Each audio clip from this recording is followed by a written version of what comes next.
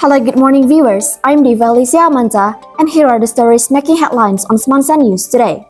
Starting off with the first news. Several flooding strikes Jakarta, Indonesia, more storms to follow. Widespread flooding inundated Jakarta, Indonesia, Sunday night through Monday night, and more storms this week threaten to worsen the situation. Flooding quickly ensued Sunday night through Monday night in Jakarta as persistent rain and thunderstorms unleashed 300 to 450 millimeters or 12 to 18 inches of rainfall.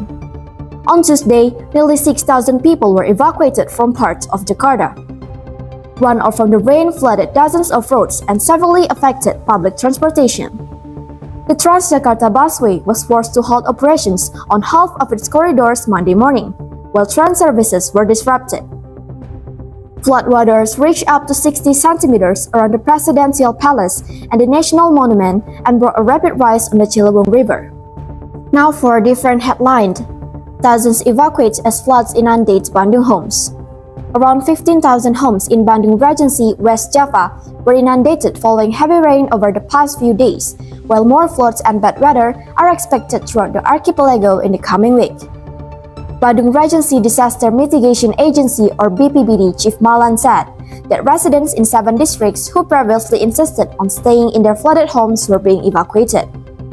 Many of them who had chosen to stay have requested evacuation help, Marlan told the Jakarta Post. The affected districts are Balenda, Banjaran, Bojong Soang, Cicalengka, Dayakolot, Rancaikek, and Soreang. More than 4,000 people have left their homes since the floods hit on Friday morning. Marlan also said that the number continues to grow because evacuations are ongoing. The agency has prepared shelters in the districts, including at police and military headquarters and houses of worship. Very heavy rain caused the Citarum River to overflow, pouring water into the Balenda, Dayakolot, and Bojong Soang districts. Flooding worsened after a section of the riverbank collapsed in Cilinyi.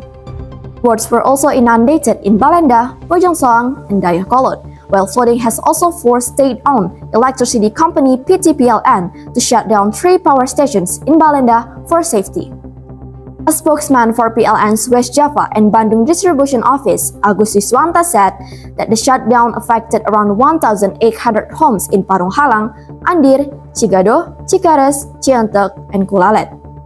Agus also said that they will turn on the power once authorities deem it is safe for them to do so.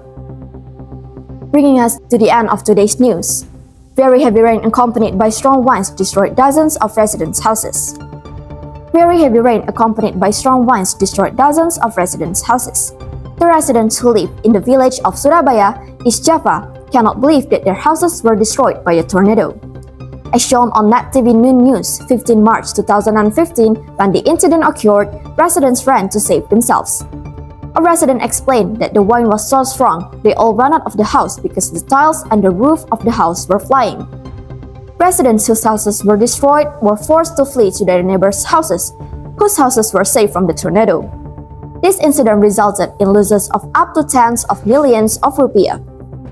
Meanwhile, a tornado knocked down electricity poles and some large trees in Surabaya and Madura.